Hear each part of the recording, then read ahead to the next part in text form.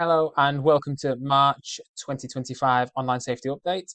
Um, there's a few things that I want to talk to you about today, quite a lot regarding the Online Safety Act and actually social media.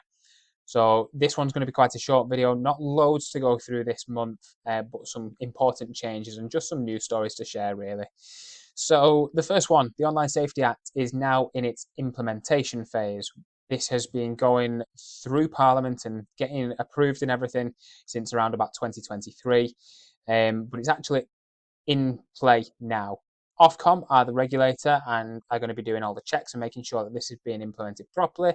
And they've actually published some new guidance around age verification to be put into place by July 2025. Because at the moment, social media sites and places like that are just doing a very quick tick if you are over 13 or what's your date of birth, and there's no real checks happening. So it's not very safe.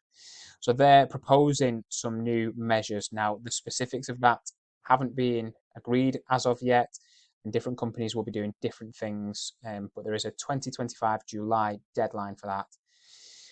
Something that I mentioned in previous videos as well is that Parliament were looking at potentially banning social media altogether, putting in some stricter regulations in terms of what age you have to be. And they actually debated at Parliament whether children should be age 16 or above to access social media. And that is something that they are not currently going to be taking up.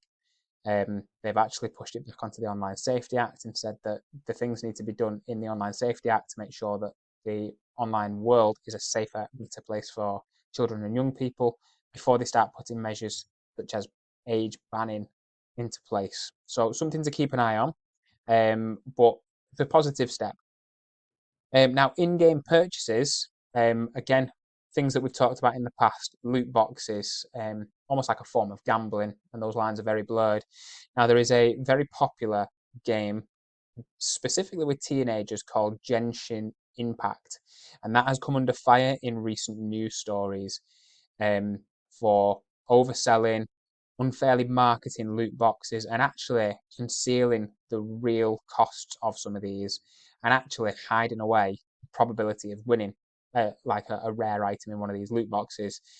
They've agreed to pay $20 million in fines as a result of breaking data protection laws and breaking all sorts of different regulations. But again, we just keep coming back to loot boxes and we keep coming back to things that are so important that we're trying to minimize essentially gambling with real money for virtual items. So if you've not watched my videos about this previously, go back and take another little watch.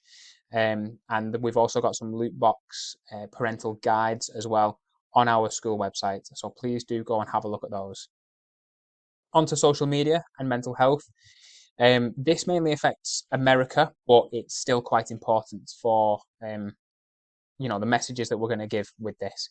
Some school districts in America have actually started to file lawsuits against social media companies such as Meta, such as X, such as TikTok, because they say that their platforms are accelerating depression, anxiety, cyberbullying, and it's actually having a really negative impact on their education now.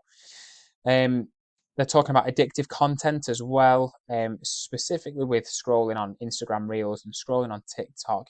Those quick view attention span is dwindling as a result of that. They're saying in some cases, and it's actually having a big impact on children's mental health. This is a study that was done and it continues to be done around social media, phones in children, specifically under the age of 16, 13, even 10 years old, and saying that actually the impact is wider than we are initially thinking. So again, go back and have a look at some of the videos that I've done prior to this as well, just to get a little bit more detail on that. But I think it's really, really big step for lawsuits to be filed and potentially suing big companies, and the fact that school districts in the USA are doing this is a big move. Um, on America as well, social media sites. Some US states are actually passing laws to restrict children's access to these. Now, there's been a big backlash in this, and they're sort of being appealed in courts. as a lack of freedom of speech, and they're actually being challenged. Whether that is going to come to fruition or not, I'm not entirely sure at the moment, but they're saying that unregulated social media is putting everybody's well-being at risk, particularly children and young people. If you've not watched it already, the Matt Willis and Emma Willis documentary on Channel 4, I think it is, was really eye-opening in terms of children's well-being and how quickly children can be seeing extremist and violent and inappropriate material on sites like TikTok. So again, if you've got an hour spare, I know everybody's very, very busy, please do go and give that a watch.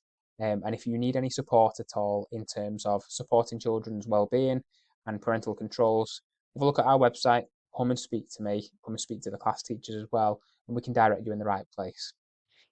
So that's it for March, quite a short one this time. There's going to be bigger updates, I think, next month.